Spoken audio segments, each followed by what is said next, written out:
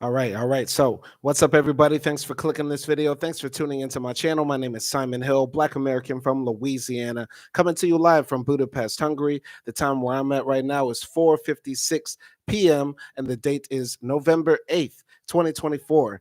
And for anybody who's new to my channel, I'm a Black American. Like I said, I'm from Monroe, Louisiana, 34 years old, out here in Budapest, Hungary, with my wife, as we're both going to university. She's studying psychology to get a master's. I'm starting over in my education by getting a bachelor's in sociology, hopefully taking that all the way up to PhD out here in Europe. So if you want to support a young Black man or middle-aged Black man, because I probably pass away at 60. That's why I say middle-aged, at around 30 or something like that. But yeah, if you want to support a young Black man in his educational journey, you can donate to this channel in the super chats or directly to me through the PayPal link in the description to this video. All that money is going towards tuition, which is 2,400 euros per month. And right now I'm about 800 euros in for the next semester, and gotta always try to fight that until I can actually, qualify for some student loans out here in Hungary. You got to get your permanent residency for that. Anyway, this is the 7th part of my book react series, a live stream series where I read books online and react to them for the people. And the reason I do this is because I think reading is fundamental. Reading is important. Not enough people read. And I want to also expand my mind and continue to grow. And we can waste our time on YouTube videos. We can waste our time on articles from various publications and sources. But sitting down and reading a book is very important, right? And I'm reading even when I'm not on live stream. I'm trying to always educate myself and grow. So I come on live stream to not, do copyright infringement, not to spread disinformation. It's to spread information between books that we often pass by. And I know a lot of people don't have access to these books, or books are very expensive or hard to get and stuff like that. So I just try to make it easier for the people and to give my reaction to these texts as they come. And we're actually skipping ahead. We're actually in part 6 of the book react series because I was reading The Practice of Social Research, but we're skipping ahead. We're going to read this book, and we're starting off Book React 7 with Afro-Pessimism by Frank B. Wilderson III. This is a book that I've had on my agenda for a long time. It's been on the reading list for a long time, since I've heard about it. And last year, I made a very popular video on my channel, popular in the sense that it didn't get like 5 views on my channel because my channel is a trash tube channel. But I made a video about Afro-pessimism, and I got some of the best comments I've ever gotten on my channel under that video. So go check it out because usually my comments are horrible. Right-wing white supremacists, basically Black people who come here to troll, Black people who aren't here to learn. I know a lot of people turn on YouTube for entertainment, but I got a lot of people there in my comment section that usually don't take my content very seriously, even though I try to be very serious in it with a bit of humor. But Afro-pessimism as an ideology, as a framework, as a way of looking at the world has always interested me. And I've been dying to read this book. It's short. I'm going to try to knock it out over the weekend, honestly, because it's not that bad. And yeah, we're going to be reading through this book. My guy Greg Mack just jumped into the comment section. He said, Chili Simon, what's good? When you travel, do you use Airbnb or VRBO? VRBO seems to be more expensive. I prefer VRBO. In fact, I think I'm banned from Airbnb because I cut a charge back in the day. Racist ass Airbnb. For any of my real niggas, if you're a real nigga, if you got charges back in the day, they could block you. If you got caught smoking weed back in the day, DUIs, they won't let you use Airbnb. So I think that's what it is with me and Airbnb, and because of that, I don't like it. If you use Airbnb in Europe, there's none of that issue, but you have to have like a European ID, and I don't have that. But yeah, I prefer VRBO anyway because there's better quality products on there. You get what I'm saying? So yeah, I suggest VRBO, anything but Airbnb, man. If we could have a felon president, somebody with a felony should be able to rent an apartment. If we could have a man with a felony in the White House, there's nobody, there's no reason that I can't stay at your house or you can't stay at my house with a felony. You get what I'm saying? It doesn't make sense. America doesn't make sense. Anyway, just a little background on this book. Afro-Pessimism was published in 2020. You can pick it up on Amazon for the humble price of only $20 as a hardcover or $11 paperback. And Yeah, it's written by Frank B. Wilderson. Before we read this book, as always, we're going to give background on the author and read through his bio. My guy Craig Mack says, how about booking? Yeah, I use booking.com actually a lot more than I use VRBO because they have a wide selection of apartments, hotels, all sorts of stuff. So, yeah, booking.com and VRBO are what I use to travel, but I haven't been traveling in quite a while. I've been in Hungary for the past year or so. But let's read who Frank B. Wilderson is. So I didn't even know he was from Louisiana until I opened up his Wikipedia page, which actually makes me very proud. So Frank B. Wilderson, born April 11th, 1965, is an American writer, dramatist, filmmaker, and critic. He is Chancellor's Professor of African American Studies at the University of California, Irvine. He received his BA in Government and Philosophy from Dartmouth College, his Master of Fine Arts from Columbia University, and his PhD in Rhetoric and Film Studies from the University of California, Berkeley. Very educated man from New Orleans, Louisiana. Wow, let's go. So, Wilderson was born in New Orleans and grew up in Ann Arbor, Michigan, and Minneapolis, Minnesota during the U.S. Civil Rights Movement in the 1960s and 70s. In his youth, Wilderson lived around or near colleges or universities as his father was a university professor. He began engaging in activism at a young age. In middle school in Chicago, where his family lived when his father was on sabbatical, he organized a civil disobedience campaign to make the Pledge of Allegiance non-mandatory at his school. That's dope. Why didn't we have writers like that? I've said this multiple times. The only time I ever got suspended from school was when I refused to say the Pledge of Allegiance. I wish I had some writers like that at my school. We would have had, campaigns, rallies, demonstrations saying we're not going to say your racist pledge to your Nazi flag. When Wilderson's family moved to Berkeley, California, he joined the civil rights riots there. Student activists and intellectuals were regulars in his parents' home throughout his early life, and his family was supportive of the Black Panthers. That's dope. In a fall 2020 Dartmouth Alumni Magazine interview, Wilderson states, I came from a Minneapolis high school that was dedicated to revolution, while most of the people at Dartmouth were dedicated to the upper classes in some way.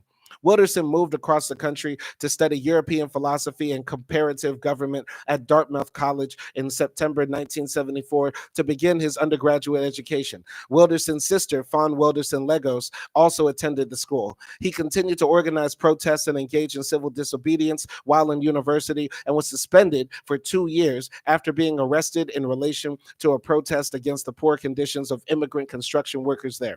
While suspended, Wilderson worked as a laborer, freelance writer, and garbage man, hitchhiking around the U.S. Back at Dartmouth, he participated in work at the Afro-American Society House there, was president of the Black Student Union. At Dartmouth, Wilderson also played football for the first 2 seasons he was there in the position of outside linebacker. After graduating, he worked for several years as a stockbroker in Minneapolis until returning to school to get an MFA in creative writing at Columbia University. In the 1990s, he lived in Johannesburg, South Africa for 5 years, teaching at University of Witwatersrand, Vista University, and Kenya College. There, he was one of 2 Americans elected to the African National Congress in 1992, led by Nelson Mandela, and was a member of the paramilitary guerrilla group Umkhonto we Sizwe. This dude is crazy. This is a life. Now, this is a life. Damn. Okay. During his time in South Africa, he taught regularly at universities and helped the ANC to develop anti-apartheid propaganda. Wilderson received an MA and then PhD in the Rhetoric Department Film Studies program at UC Berkeley. In Berkeley, he helped organize the protest against the arrest and trial members of the Third World Liberation Front. However, Wilderson was arrested and charged for felonies related to his actions in the protest. Very interesting. Wilderson has been described as one of the first writers in the tradition of Afro-Pessimism. In Grammar and Ghost, The Performative Limits of African Freedom, Wilderson asserts that the emergence of the nation or nationality is the violent grammar that originates in slavery. He writes, no other place names depends on such violence. No other nouns owe their integrity to this semiotics of death. This violence gives way to a mark let's face it, where to be African American, to be Caribbean is to be shaped and comprised by slavery. African descended peoples share a history and a violence in every gesture, and thus Wilderson's tracing of history begins with slavery, and thus the violence that configures the African does not only misstep in attempting to cohere around a nationality, but also fails in attempting a coherence of the identity at all. Okay. Interesting. Interesting right there. I'll meditate on that more.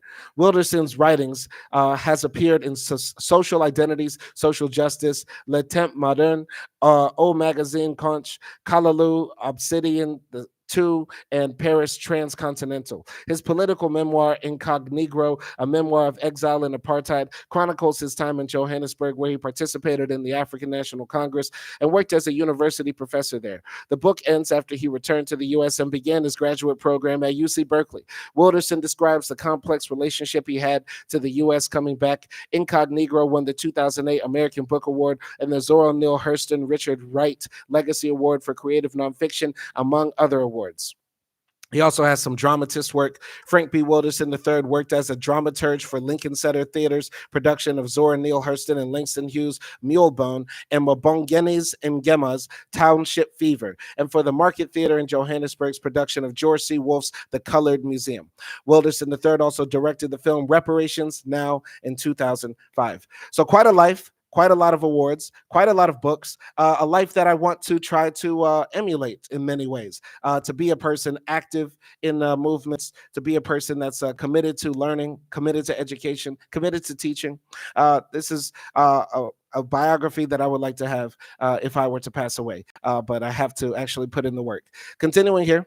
So we're going to be reading his book, Afro-Pessimism. This is probably his most famous book, one of the most famous phrases in the past few years for people that think about Black life, Black thoughts, and ideology and frameworks, social frameworks, etc.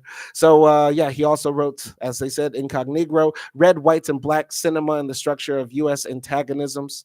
Those are other works that he did. And yeah.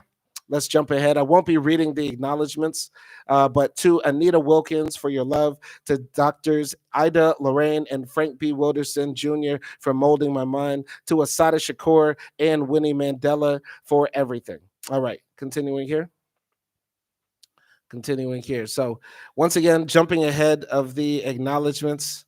We're not going to be reading the acknowledgments live. We're just going to be reading chapter 1. So let's jump into chapter 1, Afro-Pessimism. Let's go. So I came into the world imbued with the will to find a meaning in things, my spirit filled with the desire to attain to the source of the world, and then I found that I was an object in the midst of other objects. Frantz Fanon. I'm prized most as a vector through which others can accomplish themselves. Cecilio M. Cooper. All right, so these two quotes here, in my interpretation, Frantz Fanon is talking about his Blackness, and I assume Cecilio M. Cooper is talking about his Blackness, in the sense that Blackness is not an identity that we sort of inhabit naturally, but it's more of an ascribed identity that's put onto us that is able to be used to define others. White people cannot exist unless there are Black people, right? Free people cannot be here unless there are people who are unfree, right? Those being Black people. Let's continue here. So chapter 1, for Halloween, I washed my face. A psychotic episode and it's no picnic, especially if you can't call it madness, because madness assumes a change in the weather, a season of sanity. I was moaning, sobbing, the crisp, disposable sheet that lined the gurney rasped as I shifted.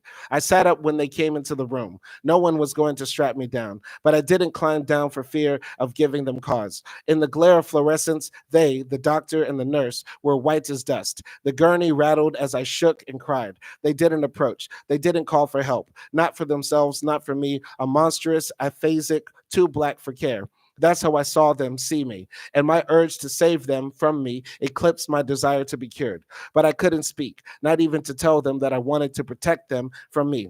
Is he talking about being a baby and like the nurses didn't help him when he was sick?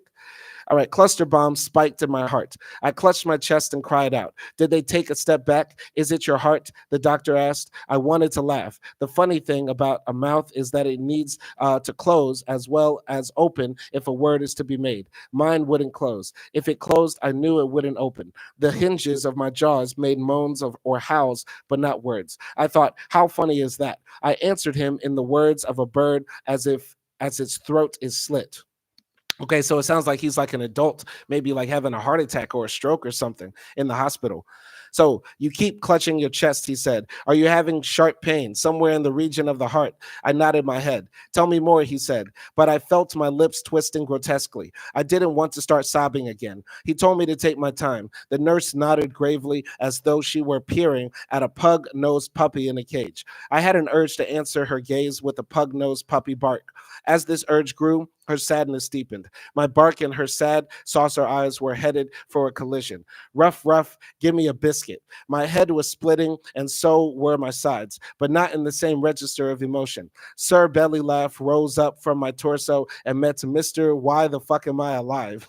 Who had fallen through my raging skull and landed in my throat. The sadness drained from the nurse's eyes. She was her frightened self again. The puppy love had morphed into her need for self-preservation from this hulking black mass with matted, uncombed hair and orbs of fireworks bursting from holes where the eyes should be. Oh, very interesting. Okay, so he's describing an experience where, you know, he's sick, he think he's about to die, but he gasps, come back to life, and all that care that the nurse was giving to him, thinking that he was going to die, she now has it turned into fear and revulsion because now she's met with the other, the black man, right? This resonates with me in a lot of ways. There was a funny story recently. I was coming out of the elevator in my apartment, and there was this little white girl who was entering at the same time I was. And I looked at her, and I thought it was my wife. So I was like, hi, hi. But then I realized it wasn't. So then I got scared. And so, like, her face when she made eyes with me, it was first like normal, flat, maybe a brief smile because she thought maybe I was smiling at her. But then it turned into fear too when she saw I was scared. And it also makes me think about, you know, when my grandmother died. My grandmother was laying in the hospital bed with like tubes in her nose and oxygen mask on and stuff like that. And she literally passed away like an hour after this happened. But I remember being like 19 or 20 years old. I had, you know, long dreadlocks and earrings and stuff like that. And I'm standing over her and she makes eyes with me. And it's sort of like a fear in her too. I'll never forget that look. Like, you know, I stood over my grandmother, who I had a lot of love for, and I still miss to this very day. But in that state that she was in, when she saw my face, I felt like I saw fear in her eyes, not love, you know, that her grandson was coming to say his final goodbye to her. So I can relate to that story. Continuing here. So the doctor sat on a stool with one foot on the lower rung, one foot on the floor, but the nurse remained standing. He massaged a luxuriant eyebrow with his index finger and waited. Laughter is good, he said. Why don't you tell us what's so funny? I wanted to say. Would it be all right if I barked? I realized, however, that I would seem crazier if I asked his permission to bark than if I showed some initiative and simply barked without making a big deal of it. I fell through the chasm of laughter and tears. No one had taken me to the student health center. I got there on my own. As I sat on the gurney, sobbing, fearing the fear of the world in the doctors' and nurses' eyes, I could only answer one of their questions. Is someone with you? By shaking of my head. How did you get here? Who brought you here? Uh, Tears scarred my face in reply. Did you drive? One of them said. I shook my head. They noticed car keys in my hand. They still hadn't taken my pulse or my blood pressure. The doctor told me to rest. He said they would return momentarily. When they left, the fluorescent lights pierced my eyes like daggers of ice that hung from mansions in the winters of my childhood. I didn't trust my sense of balance enough to slide off the gurney and turn off the lights. I had no wish to lie face down with only this crinkling disposable sheet between the front of my body and a cold mattress, which rebuked me like a dry cough when I moved. So I remained on my back. Roses exploded as my eyelids closed against the glare. Had I been shaving this morning when I snapped? I wore a beard, so no, I had not been shaving, but I knew it had started in the mirror. I was washing my face when a stanza of poetry came to me. It started with a sensation of heat on my face and tightness in my chest, the way I often felt as a child on those mornings when I couldn't face the taunting day at a white grammar school set back from the dappled waters of a long lake spotted with willow trees. My flesh hummed as though my shirt were made of insects, and the skin on my back shifted as it did when my mother closed the door behind me each morning. The memory of that frightened little boy who had answered to my name groaned in my ears like the echo of an oar clocks. Like the echo of oarlocks on a calm, deserted sea. I pulled the oars from the shore where every grief of my childhood waited. I'm a middle aged graduate student. I told the image that the mirror had ruined. I have got it together. But the jag of pain in my chest wouldn't listen. It wanted to remember and hear that poem that a moment ago had flown in and out of my mind. I knew that I had to get out before I died all alone of a heart attack in my bathroom. Walking seemed to make me want to faint. Very interesting. You know, one of my biggest fears is having a heart attack because I have high blood pressure and I be smoking and drinking. I try to work out, but I really don't be watching what I eat. You know what I mean? So I gotta watch what I eat, gotta stop smoking, gotta stop drinking so much. And I have to exercise more. Probably gonna exercise after this live stream. That's for sure. All right, so the apartment was small, just a bathroom, then a bedroom, a kitchen, and a living room. In each room, I found something for my hand to hold: the closet door, the stove, the back of a kitchen chair, the rows of living room bookshelves that ended at the front door closed behind me. I was overcome with vertigo as I looked down those 7 steps as though I were looking into a deep ravine. The urge to faint and the urge to vomit went to blows in my body. Bad karma, I thought. Through wet, blurry eyes, I thought I would pass out. My Honda Civic dozed at the curb like a small blue lizard. My keys scratched the wrought iron railing as I stumbled down. We're going trick or treating, I thought with a laugh. We've washed our face and we're wearing our school clothes. A beast with insane rage struggled to burst through my skin in a shower of blood and bile. I wanted to cry. One palm pressed against the window. One set of fingers fumbled with the keys. Help me, somebody, I sobbed into my neck, hoping no white person would hear.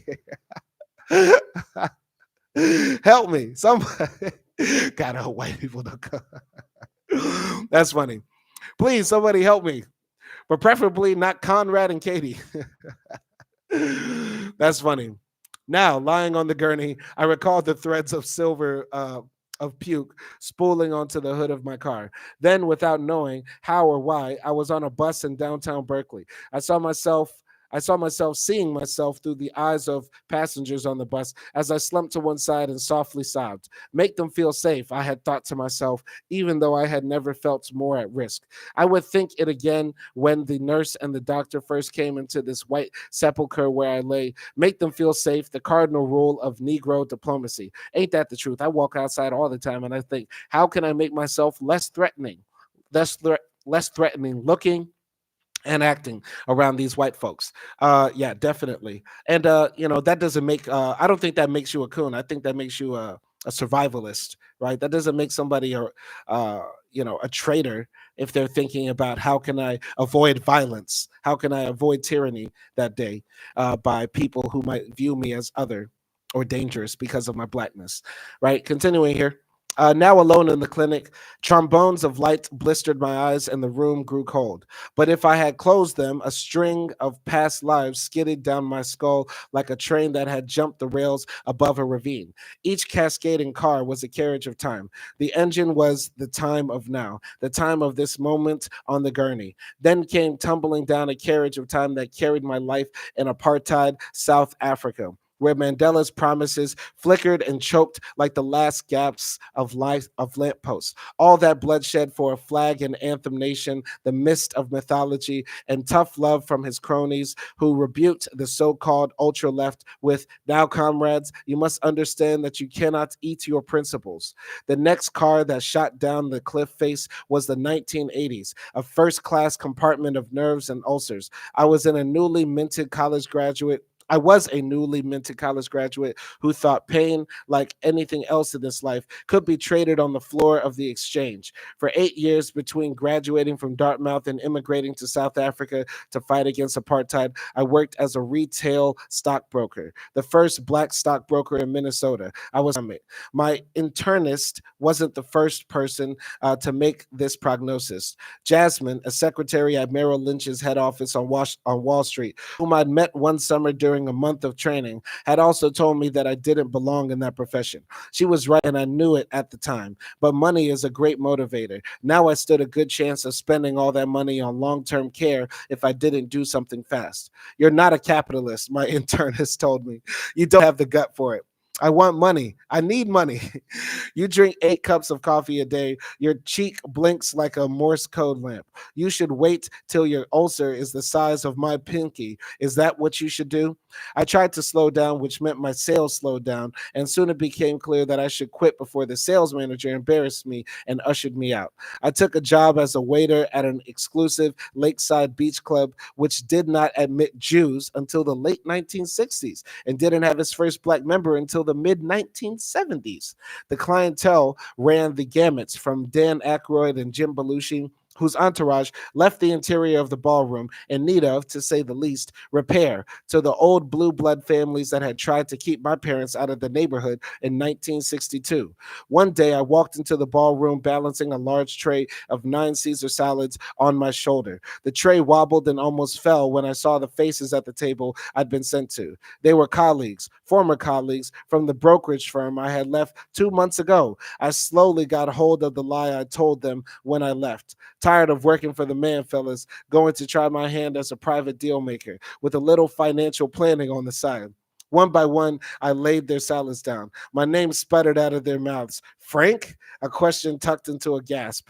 I quit a week later, which made no sense. They had seen me. The lie was laid bare, and went to work for less pay at an art museum. Okay, this is embarrassing, but it's very reminiscent of my early days after college, after I got my first degree at Loyola University, that I moved to Miami and stuff. And I'm like, waiting tables, working as a line cook, valet, not ballet, valeting cars, and doing what's it called?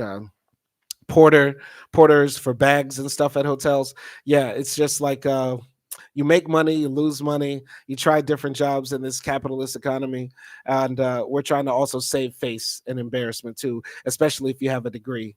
So I worked as a guard at the Walker Art Center overlooking downtown Minneapolis, and I licked my wounds from the Calhoun Beach Club and ate ethically bankrupt years as a stockbroker. And licked my wounds from the Calhoun Beach Club and 8 ethically bankrupt years as a stockbroker. The first intifada had just begun in Palestine, and I had a dear friend from Ramallah who was also a guard at the museum. His name was Samir Bishara. He was a photographer who studied at the Minneapolis Institute of Art. We shared the same politics, revolutionary, and star sign, Aries, 2 people who were often wrong but never in doubt. If we were in an airplane, Samir once told me, and we crashed in the desert, and the survivors detail was formed, some people would be tasked with finding water. It would be the job of others to forage for food and firewood, and we would need a team to build a shelter from what could be salvaged from the crash. But you, Frank, you would be the one sitting back giving us orders.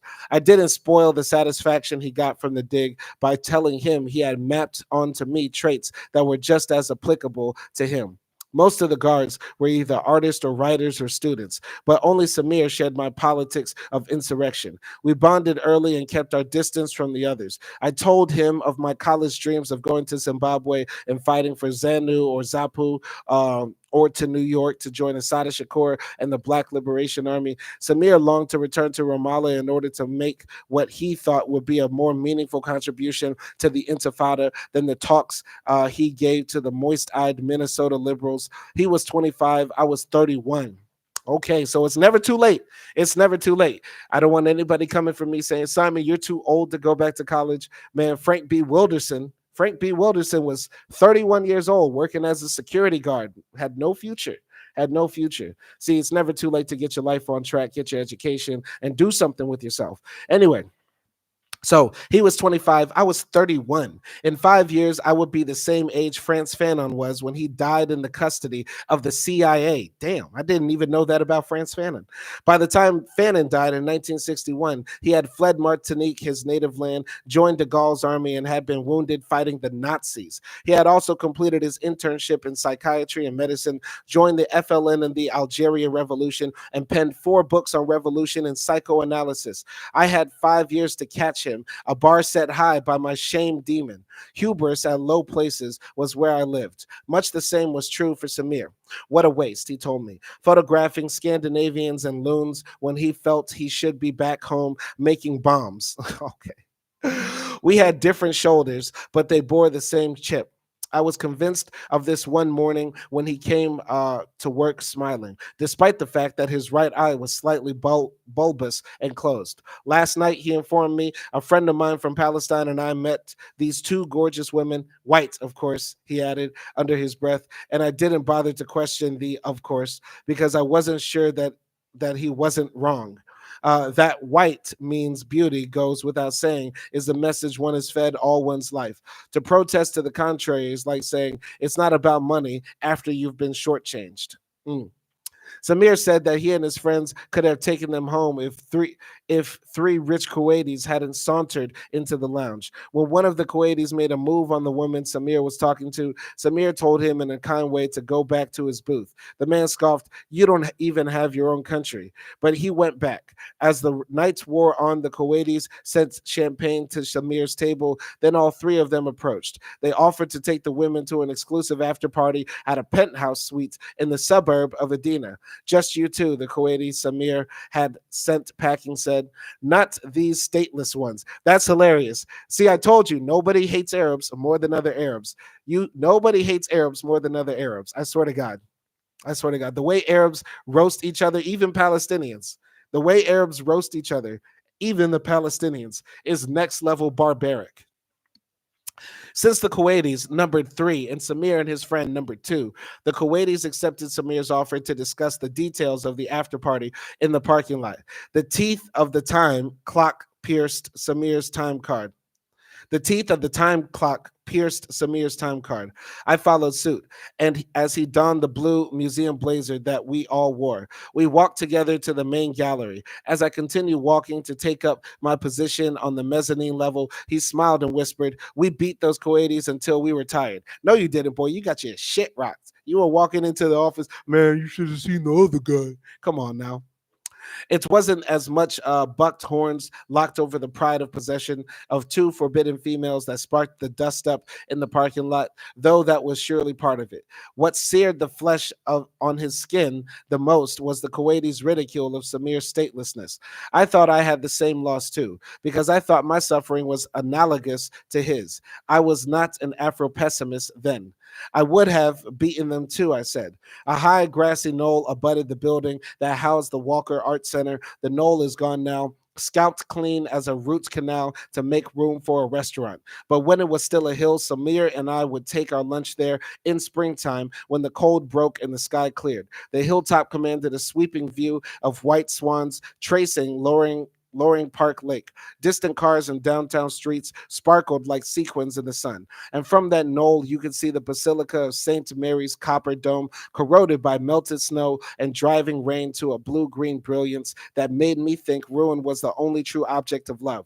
The knoll was also a vantage point from which death in the making would be seen. Just below it was the bottleneck, an intersection where 3 streets converged into one, a place where some of the most horrifying collisions occurred.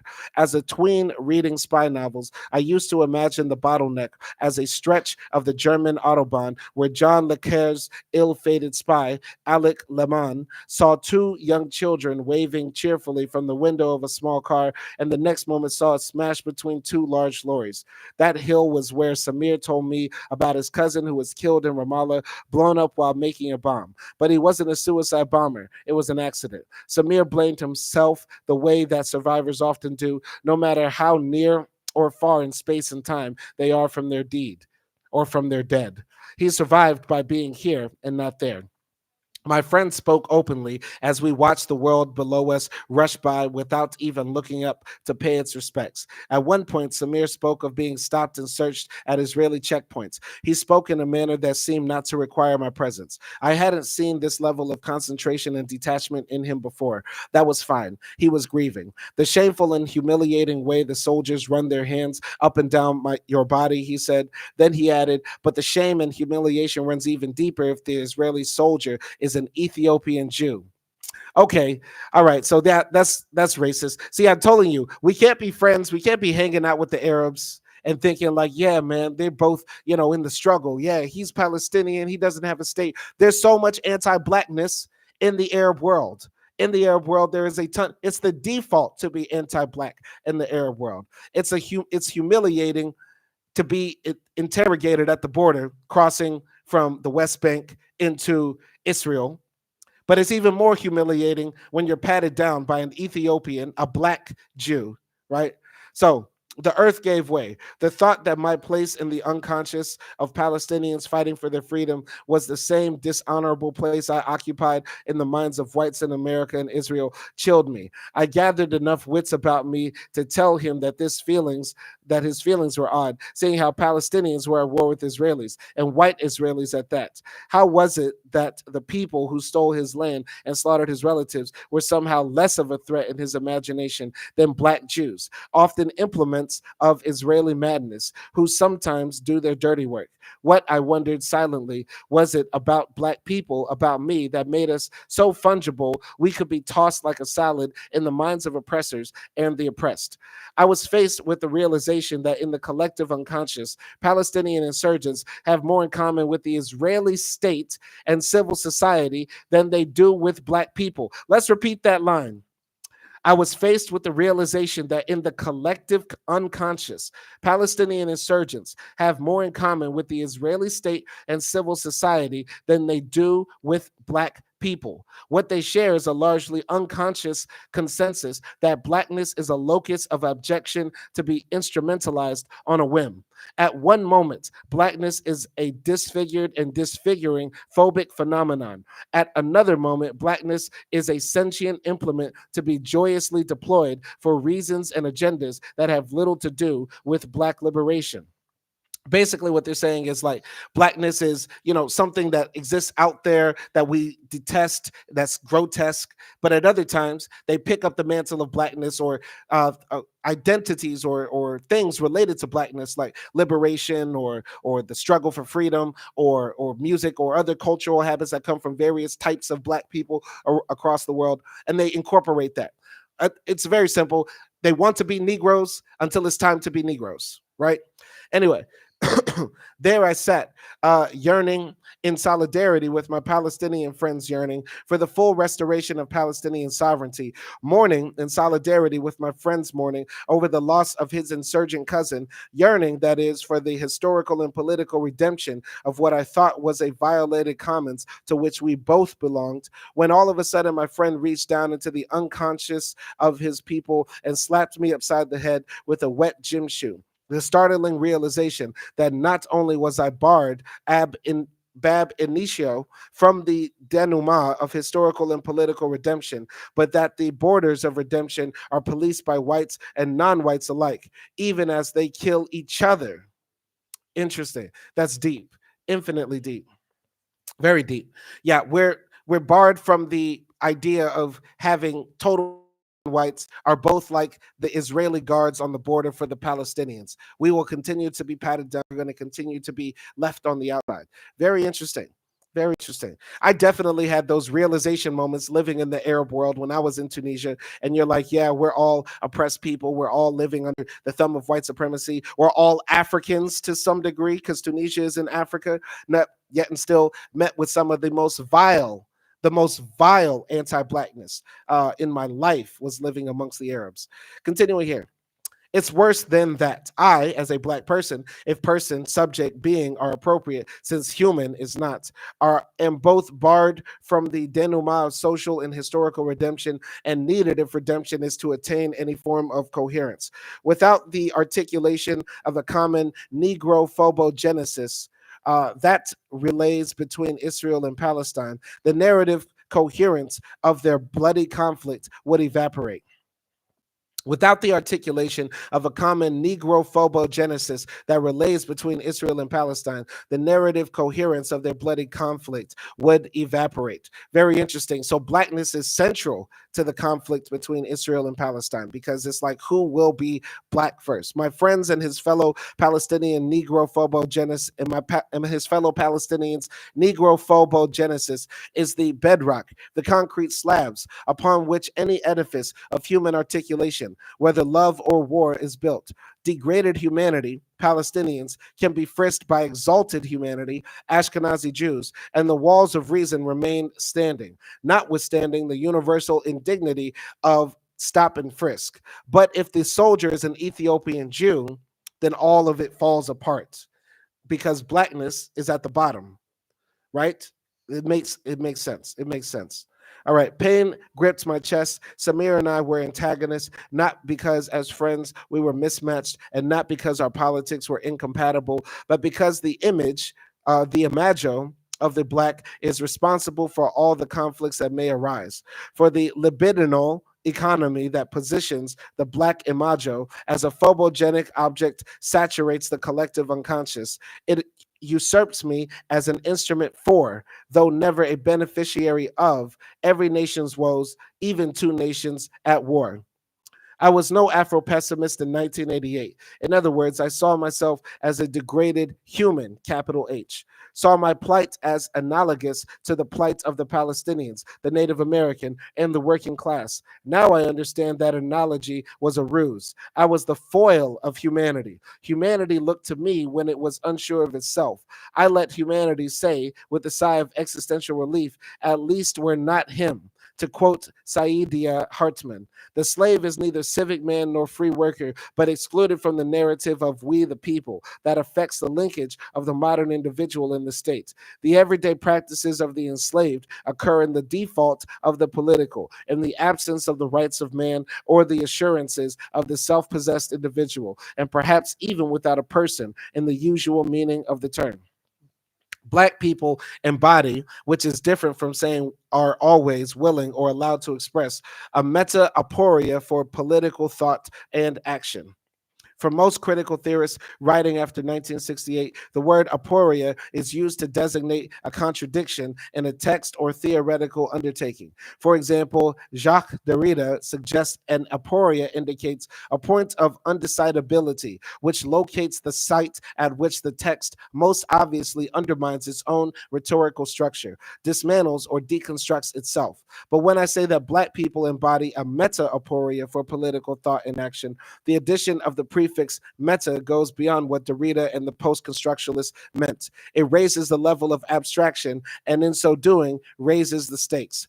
In epistemology, a branch of philosophy concerned with the theory of knowledge, the prefix meta is used to mean about, its own category. Metadata, for example, are data about data, who has produced them, when, what format the data are in, and so on. In linguistics, a grammar is considered as being expressed in meta-language, language operating on a higher level of abstraction to describe properties of the plain language and not itself.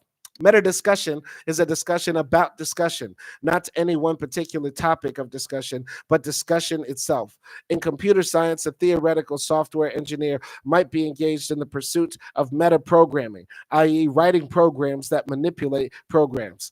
Afro-pessimism, then, is less of a theory and more of a meta theory, a critical project that, by deploying Blackness as a lens of interpretation, interrogates the unspoken assumptive logic of Marxism, post-colonialism, psychoanalysis, and feminism through rigorous theoretical consideration of their properties and assumptive logic, such as their foundations, methods, form, and utility. And it does so, again, on a higher level of abstraction than the discourse and methods of the theories it interrogates. Again, Afro-pessimism is, in the main, more of a meta-theory than a theory. It is pessimistic about the claims theories of liberation make when these theories try to explain Black suffering or when they analogize Black suffering with the suffering of other oppressed beings. It does this by unearthing and exposing the meta-aporias strewn like landmines in what these theories of so-called universal liberation hold true. Very, very deep. Very deep. Interesting. Interesting. This is a very philosophical book. Very philosophical. If, as Afro-pessimism argues, blacks are not human subjects, but are instead structurally inert props, implements for the execution of white and non-black fantasies and sadomasochistic pleasures, then this also means that at a higher level of abstraction, the claims of universal humanity that the above theories all subscribe to are hobbled by a meta-aporia, a contradiction that manifests whenever one looks seriously at the structure of black suffering in comparison to the presumed universal structure of all sentient beings. Wow. Black, if Afro-pessimism argues blacks are not human subjects, but are instead structurally inert props, implements for the execution of white and non-black fantasies and sadomasochistic pleasures. Then this also means that at a higher level of abstraction, the claims of universal humanity that the above theories all subscribe to are hobbled by a meta-aporia, a contradiction that manifests whenever one looks seriously at the structure of black suffering in comparison to the presumed universal structure of all sentient beings. Again, black people embody a meta-aporia for political thought and action. Black people are the wrench in the works. Blacks do not function as political subjects. Instead, our flesh and energies are instrumentalized for post-colonial, immigrant, feminist, LGBTQ, transgender, and workers' agendas. These so-called allies are never authorized by Black agendas predicated on Black ethical dilemmas. A Black radical agenda is terrifying to most people on the left. Think Bernie Sanders, because it emanates from a condition of suffering for which there is no imaginable strategy for redress, no narrative of social, political, or national redemption, other than if you want to Afro-fascism. If you go to Afro-fascism, there is the redress for Afro-pessimism. But there's a lack of imagination because in black people racialized as black because we still are human under it, and because we understand the worst that humanity can do, and we're sympathetic to other people, we won't reach for Afro-fascism. But because this world is so hostile to us and blackness is at the bottom, it's somewhat understandable if somebody does become an Afro-fascist. I cannot think of any other ideology other than just blatant Afro-positivism, not positivism, optimism, Afro-optimism, or Black optimism, because I've already expressed how I felt about Afro in place of Black, right? Because I think Black pessimism is a better phrase for this framework rather than Afro, because not everybody from Africa is Black. But yeah, the only way, Bernie Sanders can talk about the working class conditions, and socialists and Marxists and communists of different stripes can come up and say that they have an analysis for how things are and what we can do to get free and fully liberated. But when we look at it through blackness, there really is no way out of blackness other than eliminating whiteness in and of itself. That's one way, right? And that's not eliminating white people, but whiteness as a concept and the whole racial system, a racial way of categorizing people. Or if that's impossible, then Afro-fascism. Just got to be frank. So this crisis, this catastrophe, this realization that I am a sentient being who can't use words like being or person to describe myself without the scare quotes and the threat of raised eyebrows from anyone without earshot was crippling.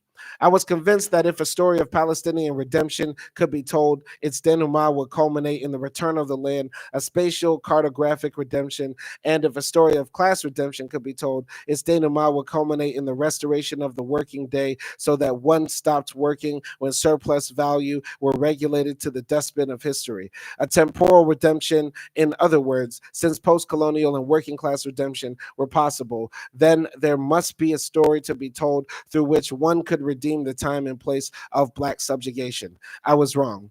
I had not dug deep enough to see that though blacks suffer the time and space subjugation of cartographic deracination and the hydraulics of the capitalist working day, we also suffer as the host of human parasites, though they themselves might be the host of parasitic capital and post-colonialism. Sorry, and colonialism, not post-colonialism. I had looked to theory first as a creative writer and only much later as a critical theorist to help me find/create the story of Black liberation, Black political redemption. What I found instead was that redemption as a narrative mode was a parasite that fed upon me for its coherence. Everything meaningful in my life had been housed under the umbrellas called critical theory and radical politics. The parasites had been capital, colonialism, patriarchy, homophobia, and now it was clear that I had missed the boat. My parasites were humans, all humans, the haves as well as the have-nots. If critical theory and radical politics are to rid themselves of the parasitism that they heretofore have had in common with radical and progressive movements on the left. That is, if we are to engage rather than disavow the difference between humans who suffer through an economy of disposability and blacks who suffer by way of social death, then we must come to grips with how the redemption of the subaltern, a narrative, for example, of Palestinian plenitude, loss, and restoration, is made possible by the reinstantiation of a regime of violence that bars Black people from the narrative of redemption. This requires A, an understanding of the difference between loss and absence, and B, an understanding of how the narrative of subaltern loss stands on the rubble of Black absence. Samir and I didn't share a universal post-colonial grammar of suffering. Samir's loss is tangible land. The paradigm of his dispossession elaborates capitalism and the colony. When it is not tangible, it is at least coherent, as in the loss of labor power. But how does one describe the loss that makes the world if all that can be said of loss is locked within the world? How does one narrate the loss of loss? What is the difference between something to save and nothing to lose? Samir forced me to face the depth of my isolation in ways I had wanted to avoid, a deep pit from which neither post-colonial theory, nor Marxism, nor a gender politics of unflinching feminism could rescue me. Why is anti-Black violence not a form of racist hatred, but the genome of human renewal, a therapeutic balm that the human race needs to know and heal itself? Why must the world reproduce the violence, the social death, so that social life can regenerate humans and prevent them from suffering the catastrophe of psychic incoherence, absence? Why must the world find its nourishment in Black flesh? Very, very interesting. It's almost like we're in a vampiric relationship because capitalism, global capitalism as we know it, needed Black bodies to get started. And the world today relies so much on Black culture, Black American culture primarily, to funnel its industries, right? Whether that be fashion, music, entertainment in general, like films and TV shows and stuff like that. And yeah, Black people also working in high levels of government in the United States of America as well. But some people called Kamala's loss a humiliation ritual. And, all the MAGA people that are very crunk about their guy getting back in office also are celebrating that they defeated a Black person a lot. That's a part of it, right? They're happy that they fought back the tide against, the changing colors of America, against the new multiracial upper class of society, right? They fought back that tide. Let's continue here. So, when the doctor and the nurse returned, I was finally able to speak. They asked what had brought this on. I told them it was the stress of graduate school. The best way to deal with an interrogation is to weave a bit of truth into your lie. I couldn't tell them that I had suddenly realized what it meant to be an Afro-pessimist, that my breakdown was brought on by my breakthrough, one in which I finally understood why I was too Black for care. They asked me about my current medications in order to know whether the medications that they might prescribe would clash with whatever I was on. Like a bat darting through a cave, my mind echolocated for the answers, but no torch cast its light on the medication I took. Instead, I discovered the forgotten lines of my poem. For Halloween, I washed my face and wore my clothes, went door to door as a nightmare. Mm. For Halloween, I washed my face and wore my school clothes, went door to door as a nightmare. That would sound like lines from a JPEG Mafia song, low key. All right. Yeah, that's the end of chapter 1. Gonna pick up on chapter 2, possibly later today, if not tomorrow. This is a very interesting book. Liking it so far. It's easy to read, but also deep in philosophy, but it oscillates. You have those easy to read paragraphs that are poetic, going to the deep philosophy on other sides. And yeah, a lot of this I spoke about in in the video I made about Afro-pessimism last year, at least my understanding of Afro-pessimism, but he's building on it more on multiple layers. And I appreciate that about this book. Louisiana, man, Louisiana continues to produce top tier people. Top tier people. So once again, go check out this book if you haven't bought it yet. We'll be continuing to read it on live for everybody. And yeah, my name is Simon Hill. Y'all be easy out there.